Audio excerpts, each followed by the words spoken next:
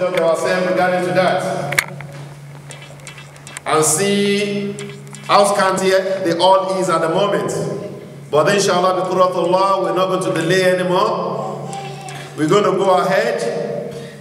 Inshallah, may Almighty Allah accept it for us. And may Almighty Allah, those of us that are here sitting down now, inshallah, may Almighty Allah accept it. May Almighty Allah give us the reward He has promised the Prophet Muhammad sallallahu alaihi wasallam, that whoever leaves his or her home with good intention and proceed for the cause of Almighty Allah, every right steps he take, or every right steps he took, Almighty Allah is going to command the angels to write him of good deed. And every left legs he took, Almighty Allah is going to command the angels to erase off his or her bad deed. So, because what makes a full home is the father, the mother, and the children as well. So we all have a duty or a role to play in a home to be peaceful. So may Almighty Allah subhanahu wa ta'ala accept it as an act of ibadah. Inshallah, bi qudratullah.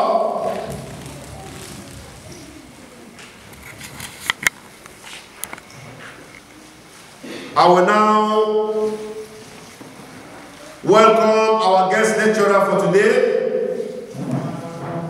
Amokuni, Moki Bobo, Assalamu alaikum wa rahmatullahi wa barakatuh.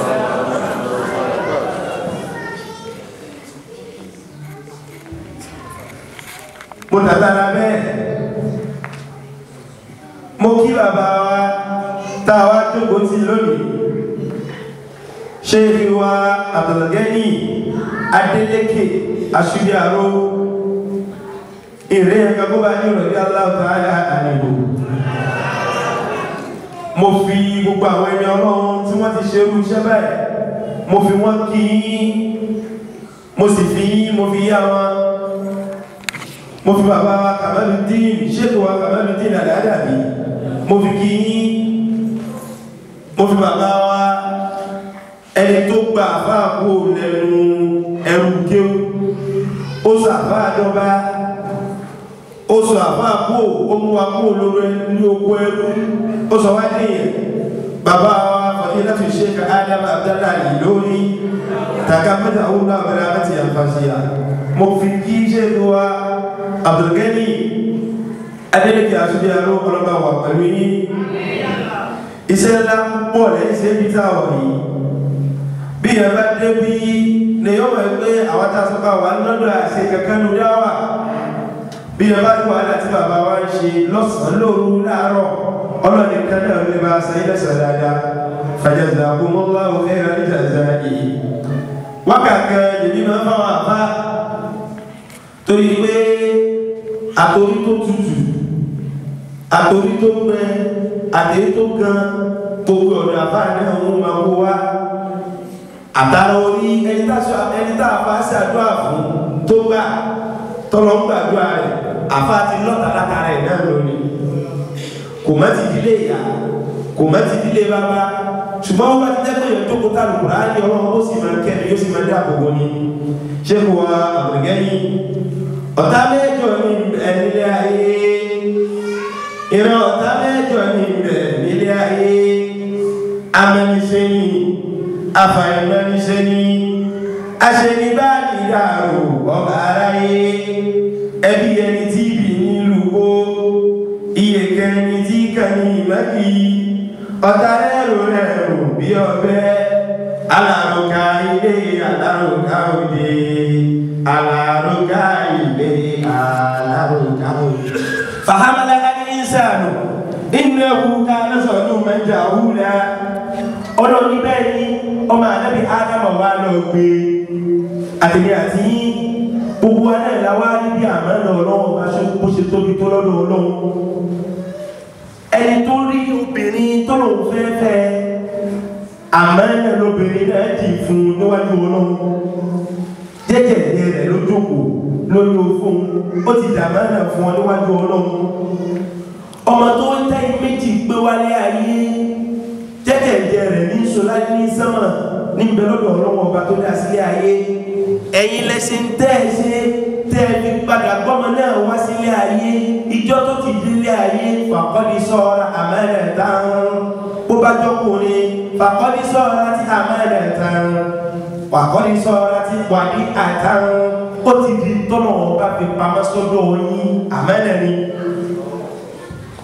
bẹ́ẹ̀ náà ni àtẹ̀mí àti yín à ń sin lọ́wọ́ ìyá wa tán fatẹ̀sùmá bàbá wa tákàlù kùránì lẹ́ẹ̀kan tí ń gbọ́ta inú mi sì ń dùn ṣùgbọ́n lọ ní gbogbo ní ọlọ́wọ́ bá tẹ́ ẹgbẹ́ lílọ bíbọ̀ yín fìlà tẹ́ ẹdẹ agbádá tẹ́ wọ jàlábí àtẹ́ wọ ìbòrò tẹ́ ẹwé ọlọ́run lànà ẹ̀dẹ̀ lọ́dọ̀ èmi ọlọ́run ìdí eléyìí náà ni mo fi wá fẹ́ pé ọ̀rọ̀ mi sọ̀rọ̀ méjì ayé àmẹ́ẹ̀dẹ̀tì fìlì ìbáyẹ̀tì wọ́n ní olóòhìyẹ̀tì òun làkọ́kọ́ wal-amanatu fil-ishrati Inshallah, my talk today will be based on two aspects. The first aspect is trust in the deen, trust in ibadah. Do we realize, Muslims, our ibadah is a trust from Allah? Do we see our prayers as trust? Do we see ourselves coming into the mosque as trust in the sight of Allah? No. Most of us don't see it that way. Even to the extent that some people see the mosque as a social gathering nowadays. It is more of a resting place that where let us just go there, we come together, we laugh, we sing, we go home. We don't gain nothing. Bíbí ọlọ́run ṣe ti ń dà ní ìsìn inú rẹ̀ torí ipáàsì mọ̀túnmọ̀ ẹ̀ àmẹ́gbà mẹ́rin ló jẹ́ fún wa òun náà ló fà á tá a fi ń ṣe kí ni tá a fi ń ṣe bó ṣe wù wá bẹ́ẹ̀ bá rí ní ìsìn àsàlátù ní gbogbo Dublin látòkè délẹ̀ kì í ṣe tó burú kó jẹ́ pàṣàlátù ẹ̀yọ̀ kan yóò mọ̀ bẹ́ẹ̀ máa àṣàbìlà àdìkà nínú táwọn Dublin gbogbo dọ́ẹ̀dà àbí tí ó gbá láàbẹ̀ kò sí tó burú kó jẹ́ pé àsàlátù ẹ̀yọ̀ kan yóò mọ̀ bẹ́ẹ̀ kásìlọ́ kábàtìsùmá kásàsàlátù kásìsì máa dà fọ́lọ́ kí ló dé tó fi wá jẹ́ wípé nínú stíríìtì kan ẹ̀mà lásàlátù ní ibẹ̀ níbi tẹ́bì ti wá orí ó kẹ́ntò òdò lásán àsàlátù méjì mẹ́ta tí bẹ́ẹ̀ mẹ́sàn ni kí ló fà? Because we do not understand that the house of Allah coming together as one as Muslims to worship Allah is a trust from Allah. We do not believe that we pray to Allah we can't be punished over it. Àwọn Mùsùlùmí yóò máa ń gbé yìí Ọlọ́run bá máa ń jẹ́ ìyẹn níyà lórí ìrun tó kí kátó sàṣàlátù kí o sí inú Al-Qur'ani ìrun tọ́lọ̀ ń pa wá láṣẹ pé ká ṣe tí ń bẹ́ẹ̀ lọ́rùn Al-Qur'ani dárí bó o bá ṣe lọ́nà tọ́lọ̀ wọn kò fẹ́ tó sì fà níyàn dáadáa sí Ọlọ́run kó fi yóò jọ ìyà lórí ẹ̀ ẹ̀já wá sàṣàlátù tó ṣe nípa ṣe nítorí pé a ṣe kí ni a lọ wá àwọn nǹkan ọ̀nà sàbáàtì láti kásàlátù lọ. That tells us the gravity of coming together and in the worship of Allah subhanahu wa ta'ala. When two Muslims are gathered together, Prophet Muhammad sallallahu alayhi wa sallam, the Prophet said, افترقت اليهود إلى 72 ملة وستفرق وافترقت النصارى إلى 72 ملة وستفرقت أمتي إلى 73 ملة كلهم في النار إلا واحدة منهم فقالوا يا رسول الله ما هي؟ قال ما أنا عليه وأصحابي أنا بنا وتوتي موسى عليه الصلاة والسلام قالوا مشي أنا كني أنا 71 إحدى 70 ملة قالوا مشي ẹyọ kan ní wọ́n láyé Musa nígbà tó jáde torí pé mo fẹ́ jọ̀gá ó ní wọ́n sì pín yẹlẹyẹlẹ wọ́n sì bà jọ́sìn wọn jẹ́ ọlọ́run bá sì bínú sí wọn wọ́n sọ ní 71 wàhùtàrà kátí àdìnàsára ilẹ̀ ìtẹ̀tẹ̀ní pàṣàkàrí ìrìnlẹ̀ ó láwọn tó tẹ̀lé Jésù ó láwọn ìrìn náà wọ́n tún fi kún ó nígbà tí Jésù náà lọ tán ẹyọ kan ní wọ́n kó tó lọ ó nígbà tó wọ́n lọ tán wọ́n padà di 72 tínú yóò sì fẹ́ síra yìí ààyè alábájá káàjọ kan láwá ń ṣe ó sì rú bí tí ó sì bàjẹ́ àrẹ́bíwá wò wọ́n inú wọn dùn ní àwa dúpẹ́ fọ́lọ́ mọ́ṣáláṣí kan làwa ní káàbẹ̀yọ̀ kan la kojú sí olórí kan la ní àrẹ́bíwá bẹ̀rẹ̀ fún wọn. فستفرقت هذه الأمة إلى 73 ملة كلهم في النار إلا ملة واحدة Ànábì lákọ̀ọ́kọ́ 71 ni ẹ̀kejì 72 ni ẹ̀yin mùsùlùmí ẹ̀yin ó tún pọ̀ jù wọ́n lọ ẹ máa jẹ́ 73 كلهم في النار ó ní gbogbo ọjọ́ tí mo sì sọ tí wọ́n pín sí gbogbo wọn nínú wọn lọ إلا واحدة àyàfi ìjọ ẹ̀yọ̀ kan nínú àwọn 73 nìkan ló wà nílẹ̀ àwọn sáré ànábì tí pé bá ṣe ń síra rẹ̀ ànábì lẹ́yìn òní síláyé gbà náà inú yín má síra yín mo kọ́ yín dáadáa ẹ̀yìn rẹ̀ mi àwọn tí mo wí mo ò rí mi àlùkùránì wọ́n bà mo ò mọ kí yẹn tí àkótó rí Yásìn mo ò mọ rírì tàbáràkà mo ò mọ ìrìn àjò débi Muhammad rí kí nàbàtà náà tó sọ̀kalẹ̀. So they will not know the efficacy of the Quran. They will not appreciate the application of the Quran. They will not understand that you don't just read the Quran, you have to go further by learning the application of the Quran. They will just think, I want back on the platter of gold, and they will want to eat it on the platter of gold. The Prophet said, no, they will be divided into 73 parts. The Muslim Ummah will be divided into 73 parts. And all those parts, all those sects, all those branches will all go to hellfire except one. So the Sahabas were asking Nabi, kale kole, kini mo ma je lọ́jọ́ náà, kale kole báwọn èèyàn, ṣé Nasfat mo ma je, ṣé Robert mo ma je, ṣé Najuwa mo ma je, ṣé kilo gbo bese pon. Kò sí ìmí kan bá tí wọ́n lórúkọ sọ mọ́, wọ́n fẹ́ lè sọ pé kò sórúkọ lé àsàlátù. Nígbà tó ń kọ́ tán, please tell us so we can write it down for those people coming. Ìgbẹ́kìnì ìyẹn ní kátẹ̀lé, Ànábì ní kò lórúkọ, ma ana alayhi wa ashabi. It is only those who follow the Quran and who follow the sunnah of the Prophet Muhammad sallallahu alayhi wa sallam. Àwọn tí wọ́n sin Ọlọ́run bẹ́ẹ̀ ni Muhammad ṣe sin bí mo ṣe ní kẹ́sìn tí wọ́n mú kàmọ́kàn tí wọ́n sì ṣọ́ àmánà nínú ilé Ọlọ́run. Àwọn àwòrán títí àwòbọ̀ ibi tí ẹ̀ṣẹ̀ parí tú sí láyé abẹ́ ìsọ tó mẹ́sàlásì rẹ̀ ibi tí wàhálà tẹ̀m̀bẹ̀lẹ̀kún ọ̀tẹ̀ tó pọ̀ jù sí láyé abẹ́ ìsọ tó mẹ́sàlásì àti church. And when you look at the level of prayers, if you look at how much prayers Muslims offer in the world today, if you look at how many fastings Muslims fast, the first Rajab, the first Shaban, the first Ramadan, the first Mondays and Thursdays. If you look at how much energy the Christians put in their prayers, in going to church, they go to church on Sundays, they go to church on Fridays, they go further, they go to churches on Mondays and Tuesdays, Sunday school, this school, that school. They dance, they worship God, they do whatever. They fast 60 days, late 90 days, 100 days. How come the world is still not at peace? How come the world is getting worse day by day?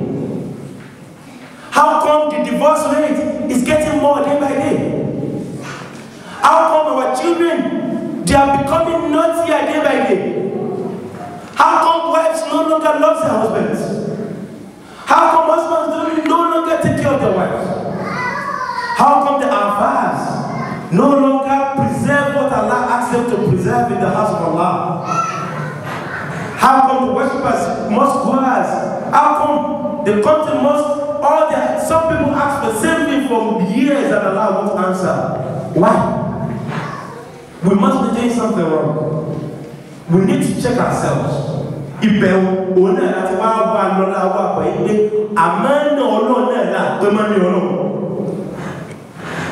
We have refused to safeguard the trust Allah has bequeathed in us.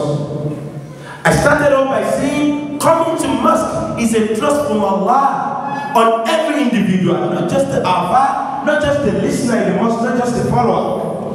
If you are in the mosque, the next person beside anything better there. Nínú Sharia Islam, you must look after him or her before that person you are talking about. But why? Why is it that ibi tí ogun Biafra ogun Biafra ṣe lò tó ogun tó wà mọ́ṣáláṣí míì ní ìsìn kò lè tó bẹ́ẹ̀? Ìjà tí ń bẹ láàrin ìyá àdínì àti oyè wọn tó máa jẹ ìyá àdínì àti ìyá àsàrátù àbí ẹni oyè ìjà tó wà láàrin wọn tán bá sọ wọn máa ní wàtálìkì yá mọ́ fi dẹ́yìn ní foríjì àbáṣe ṣe tẹ̀sí nìkan ni. Because we don't know why we come to mosque. We do not believe coming to mosque, coming to As-Salatu is a trust from Allah, and we will all be challenged on the day of judgment by Allah on how much we have worked, we have channeled our energies towards preserving that trust.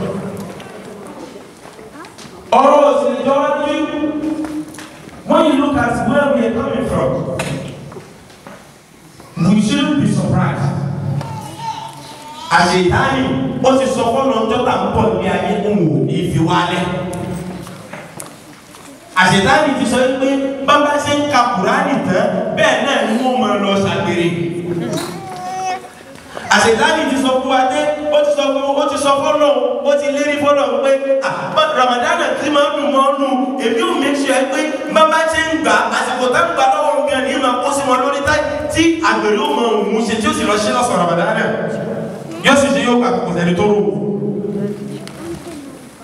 Àṣetánì ti sọ fọ́lọ̀ wípé nínú mọ́sálásí làdáni ti ń sọ ánàkúnmùlá àfáàfáà yóò mọ wá bí ó ṣe kú ni.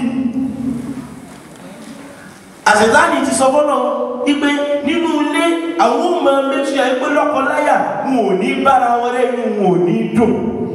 torí pé Ọlọ́run sọ yìí wọ́n lápàdé khalaqnakum thumma sawwarnakum thumma qulna lil malaikati isjudu li Adama fasajadu illa iblisa lam yakun minas sajidina qala ma mana'aka alla tasjuda idh amartuka qala ana khayrun minhu khalaqtani min narin wa khalaqtahu min tinin qala fabima aghwaytani la aqudanna lahum siratakal mustaqima.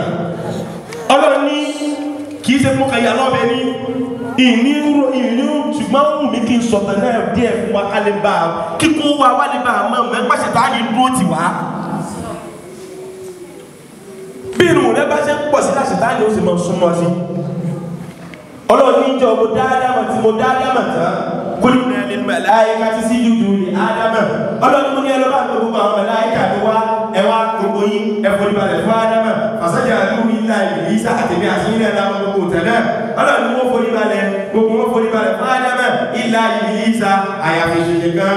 Ọlọ́run wá ní qala ma mana'aka alla tasjuda idh amartuka.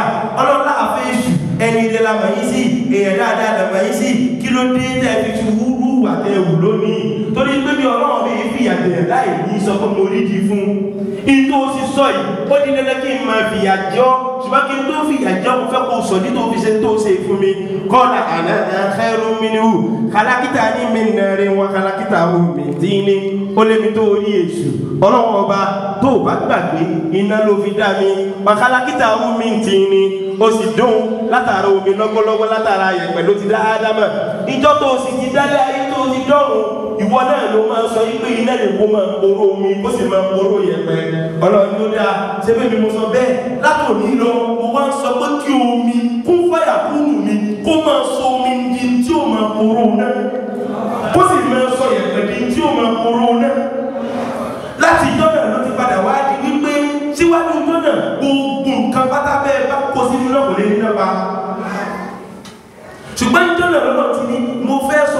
mi ọlọ́run bá láwọ̀ èmi lè ṣe èmi lè ní kí nǹkan ṣẹlẹ̀ lánàá bó bá sì tún dé ní ìtì yí padà kò sẹ́ni tí ó bì mí mo wá ní tó gbà yí pé ní tí ń wú ọ lórí ìmújọ́ kò lára rẹ látòní lọ omi ni kó máa kóró náà ẹ̀gbẹ́ ni kó máa kóró náà.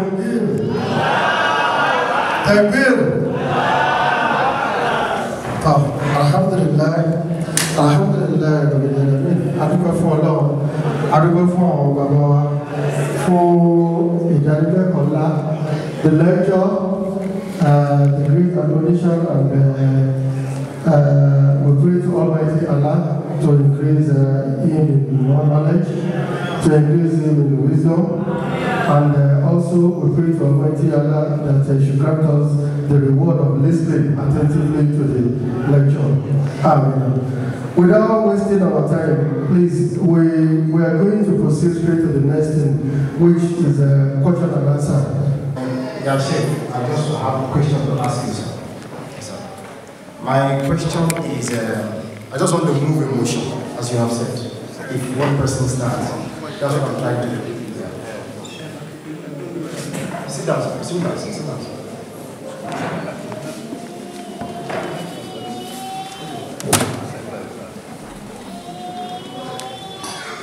Sir, what is the rule in Islam regarding to having more than one wife? Please, can you expatiate Islamically? What is the rule in Islam that a man could be able to have more than one wife back home? I want you to help us expatiate Islamically. Is it necessary or is not necessary? If it is necessary, what advice will you give to our mothers here? Because this question or this particular thing I'm telling you destroys so many homes. Some of our mothers, maybe because of where we come from, maybe because of the embedment of Islam from the family we come from. You will hear that if the husband marries a second wife back home, the home here is going to be shattered, destroyed, tattered, teared into pieces. Alpha, I don't know what word to tell you.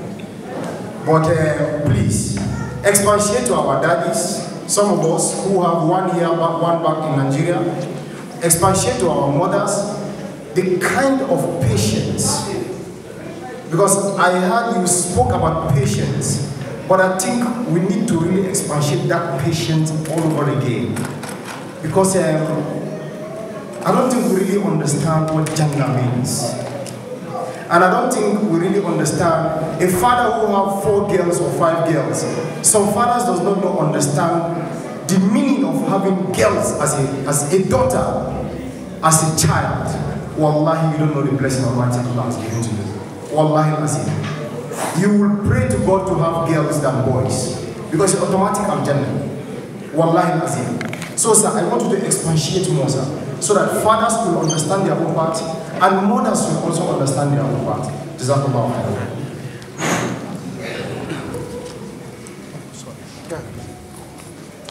Jazakallah khairan. Ustaz Sheikh Ali. Assalamu alaikum, Sheikh. I know he's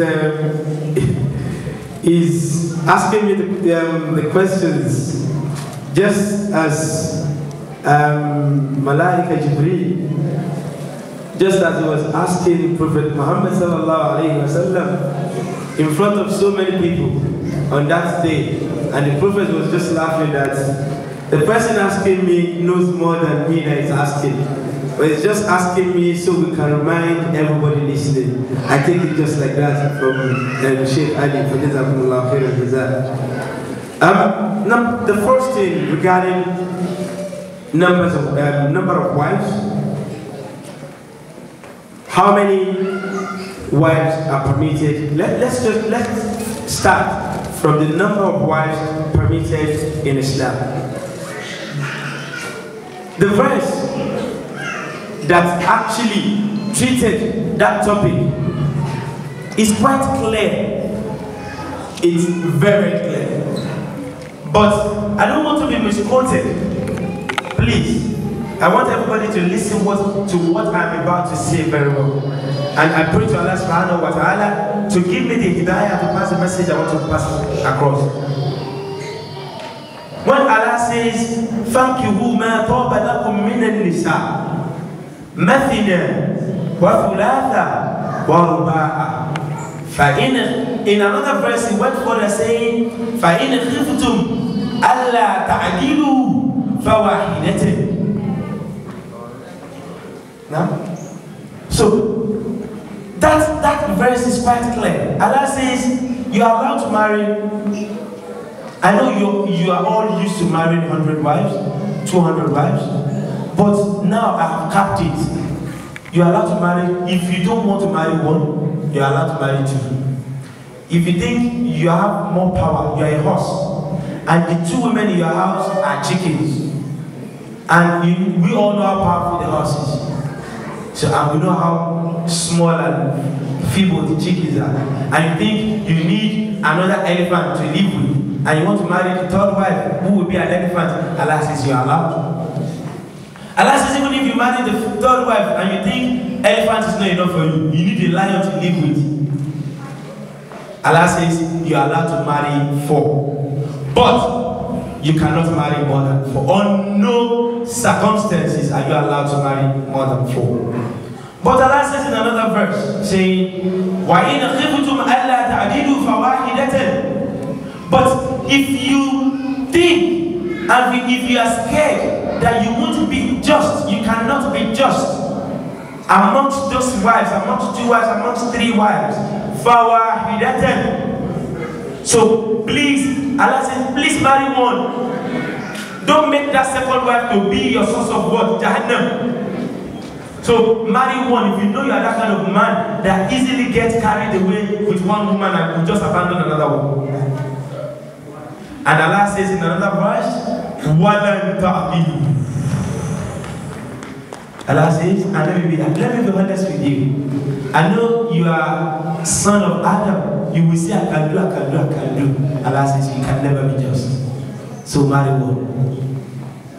That tells us the first solution Allah gives to Muslims, our fathers, is to what? Marry one. Most of our fathers, in their interpretation, most of them don't even go further to if you told us to say, if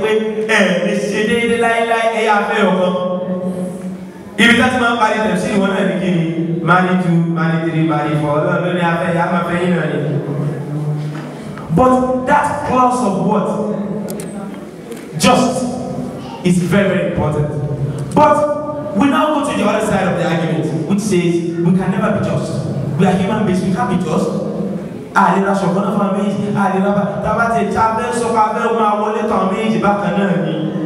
It is impossible to be just. That is where many of our fathers, that is where the arguments was seen. But when we look at the prevalent problems in the world, so I've given my interpretation of it. Muslims are allowed to marry 2, we are allowed to marry 3, we are allowed to marry 4. But the best which Allah has prescribed for us is what? To marry one, so you can be, you won't have the fear of saying, oh, I just or you are just. And we all know we are human beings. Oh, but you don't feel by you are only big. And the end of the day, Ofulowo, Atmas Fuba, Wallora, Wall of Fuloni. You don't know dear. Say, but all kind of everyone. We are all humans. So we know, I see that as any person, I see that as our men, you don't want to get dear, yes, you should want to follow. So that is where the problem is. But that takes me to the second part of the question of our Sheikh. That is it necessary? When we look at the problems of the world today, 2 wives, 3 wives, 4 wives, our mothers, it is necessary. Ìyàwó méjì, ìyàwó mẹ́ta, it's solving a problem for us. Even though some people have argued we go to create another one.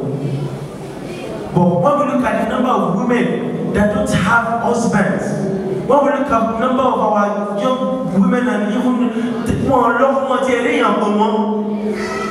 what do we do to that? Do we let them just go? sì ní wà látàkì túlù àwòlẹ́lẹ́kùn khashiyata imlaqin àwọn ọmọ wa lóbìnrin our sheikh said something that àmọ́ yìí kíyàn bí obìnrin ẹ̀yìn yá wa ọlọ́mà gbàdúrà yìí ọlọ́mà dúró tì yìí àdísì kan nípa nífipárí tí mo fẹ́ fi kí bàbá alẹ́ ìlú ní tọ́sọ̀ Ànábì Muhammad ó ní man kanat lahu ibnatun fagazzaha fa ahsana tagziyataha wa rabbaha fa ahsana tarbiyataha wa addabaha fa ahsana tarbiyataha ta'dibaha kanat lahu maymanatan wa maysaratan inda Allahi yawmal qiyamati sallallahu alaihi wasallam. Ànábì lẹ́ni tọ́lọ́ bá nífẹ̀ẹ́ sí jù tó nífẹ̀ẹ́ sí jù láyé tó nífẹ̀ẹ́ sí jù láyé àti lọ́run ó wá ṣàánú ẹ̀ débi kó fún lọ́mọ obìnrin ẹyọ kan ṣoṣo kì í ṣe méjì o just one fa àdàbàhá. Ànábì ló wá rí kọ́ńkéwù ó rí kọ́níwèé fa ahsana ta'dibaha ayé sì rí kọ́mọ ẹ̀mọ́ mọ̀wé o ó sì orí kéwúké wàgàzáhá. Ànábì ló kẹ́ lójú ó kẹ́ lọ́rùn bó bá fọkùnrin lẹ́yọ kan yóò fóbìnrin ní mẹ́ta bó bá tọ́jú ọmọ àwọn ọkùnrin yóò gbóbìnrin sọ́rùn yóò gbé tí o ti gbégbá tí o ti gbá wo fa ahsana tagziyataha àwọn màláíkà náà mọ̀ ó nífẹ̀ẹ́ ó sì fi hàn wọ́rọ̀ bà á. Ànábì ló wá tún bàjẹ́ ẹ mọ kí yẹn fi góòlù kó fi bọ́mọ jẹ́ kó fa aṣọ bọ́mọ jẹ́ kó fi gbogbo nǹkan bàjẹ́ fa ahsana tarbiyataha ó tún fi mi wọ́n fi ṣe lọ́ṣọ̀ọ́. Ó ní bó bá dọjọ́ gbèǹde kanat lahu maymanatan wa maysaratan inda Allahi yawmal qiyamah. Káwọn ọmọkùnrin ọ̀hún kí wọ́n mọ̀ wà lẹ́tẹ̀ náà lọ Ọlọ́run láàyè fún wọn láàyè kí wọ́n lè bọ́ síta kejì láti ṣèpẹ̀ fún bàbá wọn. Kọ́mọ náà jọba alákùnrin ọkùnrin ni olóbìnrin nìkan tó bá jọmọ rẹ̀ tí bàbá ní kọ́ tí ìyá ní kọ́ ó nìkan ní ọlọ́wọ́ ọgbọ́ fún láàyè mẹ́mẹ́nẹ̀tẹ́ wọ́n mi sáràtà ní ó lè cross line yẹn láti lọ fa bàbá rẹ̀ pèrè Ọlọ́run mo mọ̀ kó ṣọ̀ mo mọ̀ kó sọ pé rò náà ni ṣùgbọ́n wọ́n láàyè ìlú tó fi mi ṣe fáyé wọ́n dáadáa tó ṣe mi fífẹ́ sọ́ọ́dì ràǹdẹ́nà Ọlọ́run bó sì sọ́ọ́dì ràǹdẹ́nà. That tells us how big and how important it is to have daughters. Àwọn ọmọ náà la wá ń bì yìí ṣáà ní fẹ́ kọ́ lọ́kọ ni obìnrin mi wà kò jẹ́ kọ́kọ́ tí ẹ fẹ́ ìyàwó mi ṣùgbọ́n gbà tọ́mọ ẹ ti ń gbé 34 tí ti ń gbé 35 tó wá ní wọ́n mi mo ní kíkẹ́ akọ ó ti ní ìyàwó ìyàwó ẹ̀ kò kí ní ó ní àkúrẹ́ ó fẹ́ràn ní o gbogbo kó jà kí ìyàwó rẹ̀ tó wà ní ó fẹ́ràn ní ó ti gbàgbé ọmọ àdébí ládá náà ó sì ti gbàgbé ogun tó ń gbé níjọ́ tọ́kọ rẹ̀ náà tó ń fẹ́ èèyàn ni wá ṣe ẹ̀dá pọ̀ lọ́wọ́ fi bẹ̀ wá ó sì wà lótú náà ló wà lọ́sì Al-Qur'ani ti sọ̀rọ̀ ẹ̀dí àfààyè lè fa Al-Qur'ani wà lẹ́ẹ̀dí náà sọ́ba àlú gbogbo ẹni tó bá ṣe sùúrù fún un bẹ́ẹ̀ ọlọ́run ní àdéhùn onílẹ̀ alẹ́ ní ọlọ́run kó fi ṣe kíni níbi ṣe ẹ̀san fún wọn. I hope I've been able to answer the question in this way. Alhamdulillah. So the next question is from one of our mother. What is the advantage and disadvantages of a Muslim marrying a Christian?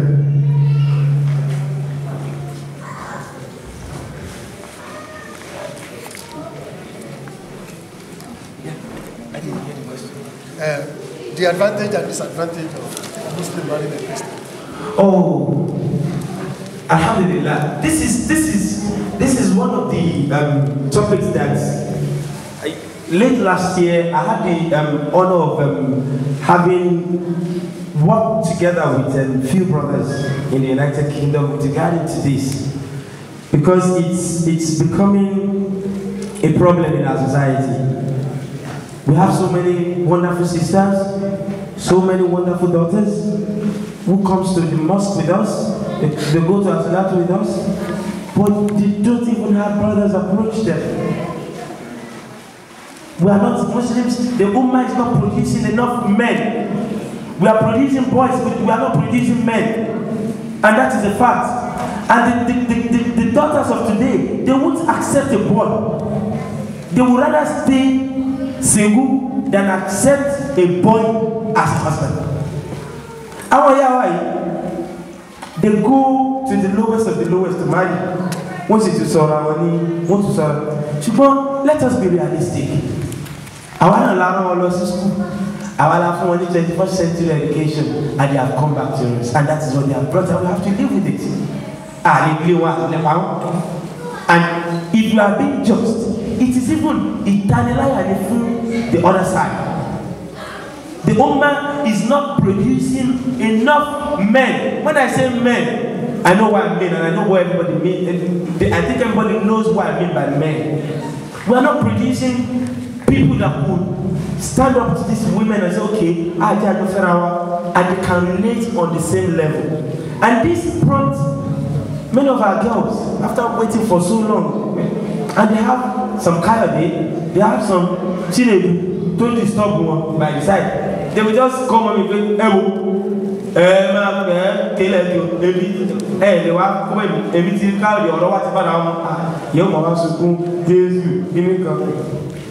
but it is an embedded problem. Let us go back to the root. The root is Asalatu Qur'an. The root is our Ummah itself. Are we encouraging our men to be proactive enough? And take our now produce enough. The Christendom is producing enough men to fill the gap for their women. That is why the boys in the body are not in Islam. Whereas our wife negative. So we need to up our game as well. It is a problem, I know, and it's not permissible in Islam. That is the basic answer. Opening Muslimi, a Muslim woman is not and never ever allowed, under no circumstances, is she allowed to marry a Christian. But fatwa wa lórí pé tọkùnrin yẹn tó bá gbà láti ṣe Islam, there were different opinions regarding that. And I want to why against it. They're against it because they've seen so many examples whereby some of these boys, they come, they say, I will go to the mosque with you. They will come to the mosque, they come, they sit down, they do a salat with us. When they are married, they have the first child, second by those, second that. The father and the mother of the boy will just come and say, oh, but I can't leave my mommy and you have to listen to them. You know I've been following you, you have to listen. And that girl will have no option than to go to church with them. So that is the problem we are in. That is the conundrum we are in. So under no circumstances is a Muslim woman allowed to marry a Christian. Don't let me use the word Christian. A non-Muslim. A non-Muslim, regardless of your religion, you are not allowed. Because a Muslim brother is allowed láti fẹ́ ẹni tí kìí ṣe Mùsùlùmí on the condition tó bá jẹ́ kó ṣe kíni ó fà sí inú Islam. I know many of our girls, when I say this to them, I have so many of them that speak to me, and when I say this to them, they don't want to listen. And you know the children of today, they don't just want you to quote the Quran for them. They want you to analyze it for them and practicalize it in today's world. We are lazy enough and apply the Quran to what? Into what is happening today. And that's why most of these boys and women they come, they go. They don't benefit anything. So under no circumstances is a Muslim woman allowed to marry a Christian, but a Muslim brother is allowed to marry a Christian on the condition that she is converted to Islam.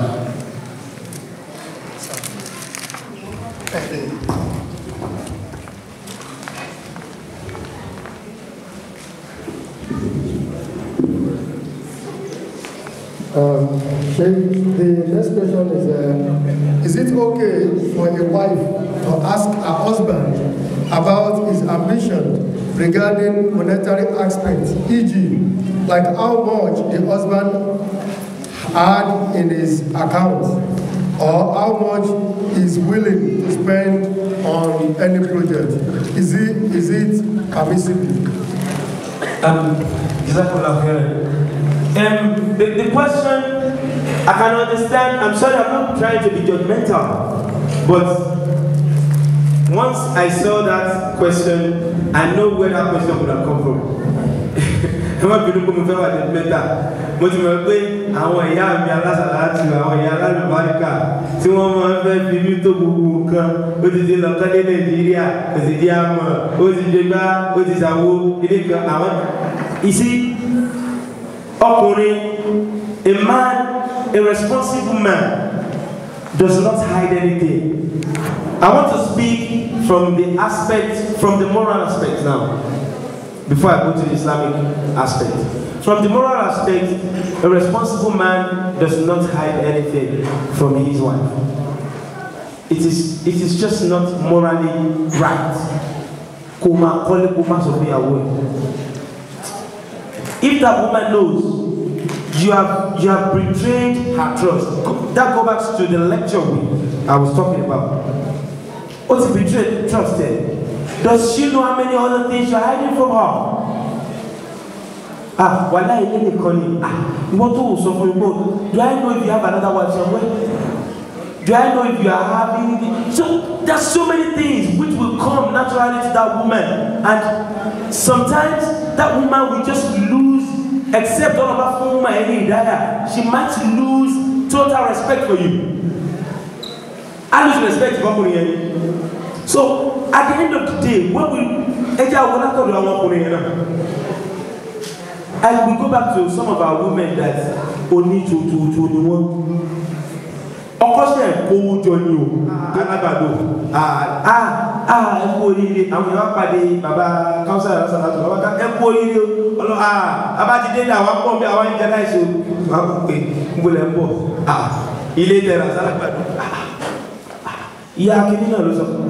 well, no. You guys are cold. So, Eloise in your ear, it's all about the first one, but about the sort of way about the government better police money. So, you are prompt. Okay. Sorry, I think I'm speaking too much of you. I'm sorry.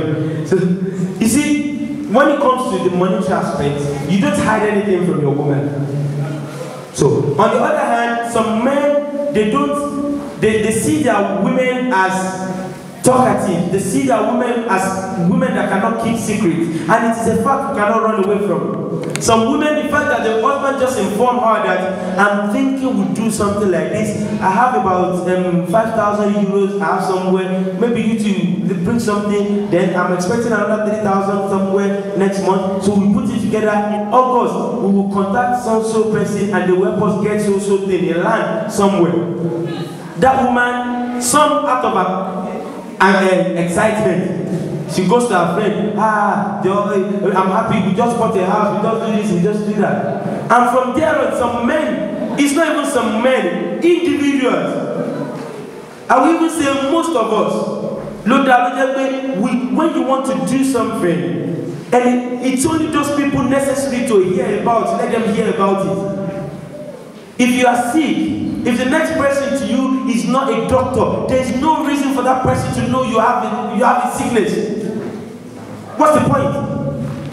It's not like you need money from him or you need some treatment from him. Why do you need to say that? Your son is giving you problems at home. Why do you need to take that to the mosque? The only person you can speak to in the mosque is the Alpha, my missionary. This is what I'm having. Can you help me with prayers? If you have a civil worker in your workplace, in your asalatu, Alaji, I need to speak something to you in private. I have this problem. But you going to tell Yadini that does not have anything to do with that son. How does that help him? If tomorrow Yadini tells everybody and the boy becomes the cornerstone tomorrow morning, which happens every day. Most of the boys will think they are nothing. In 2-3 years, they become the good ones. They become the better ones. They become the most sincere and most successful ones. Yet people will be looking at him or her as that stigma is there for life on that one. Out of your what? Not able to keep secret. So some things like that prompt some men to keep things to the advanced stage before they tell their women. But if it's not for that, if you don't have that kind of woman, if I have that kind of woman, I won't tell her. kò fòkò dé kò lè gbọ́ ó lè jẹ́ kó máa ní já lọ Nàìjíríà let's go to Nigeria kọ́kọ́rọ́ lè gbé àwọlé mo mọ̀ pé tí n bá sọ fún ẹ láyé àdìgbà àwọn èèyàn á kí mi ká tó if I tell you the life that we are living I know people will greet me at the airport ibi tọ́lọ̀ ń kó bọ̀ ní pẹ̀lú ọ̀rọ̀ ẹ̀ so that is it so it's two ways if you are a man you have to be responsible enough not to what not to keep secrets from your woman from your wife but if you know you have a wife that cannot keep secrets then Allahu a'lam yahdikumullah Allah wa tawassalu amin bismillahir rahmanir rahim bismillahir rahmanir rahim rabbana taqabbal minna innaka antas samiul alim rabbana faghfir alaina sabra wa thabbit aqdamana fansurna 'ala al-qawmil kafirin rabbana kashif 'anna al-'azaba wa inna lil-mu'minin rabbana innana sami'na munadiyan yunadi lil-iman an aminu bi rabbikum fa amana rabbana faghfir lana dhunubana wa kaffir 'anna sayyi'atina wa tawaffana ma'al abrar rabbana wa atina ma wa'adtana 'ala rasulika wa la tukhzina yawma al-qiyamah innaka la tukhlifu al-mi'ad rabbana atimum lana nurana faghfir lana innaka ala kulli shay'in qadir allahumma innaka al-'afuwwu tuhibbul 'afwa fa'fu 'anna allahumma innaka al-'afuwwu tuhibbul 'afwa fa'fu 'anna allahumma innaka al-'afuwwu tuhibbul 'afwa fa'fu 'anna subhana rabbika rabbil 'izzati 'amma yasifun wa salamun 'ala al-mursalin walhamdulillahi rabbil alamin. Please, there is kettle for ablution for those who want to perform the ablution. And you can take the water from the toilet there and perform ablution. We are praying in front of the hall here.